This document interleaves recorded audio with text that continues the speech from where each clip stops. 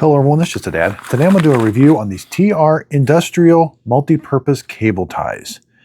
So here they are. They're very easy to use. You get a nice bag. I like to cut a little hole in the top so I can take them out and they stay nice and organized. So one side's going to have like little grooves. The other side's going to be kind of smooth. You're going to take the groove side and it's going to go in. There's a little lock there that's going to click on.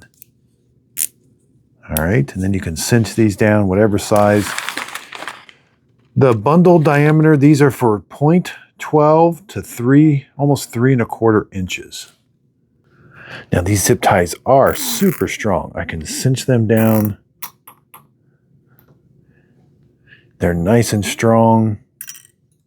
And anytime you're using a zip tie, you always want some of these flush cutters, and you want to cut it off flush so that doesn't hurt you.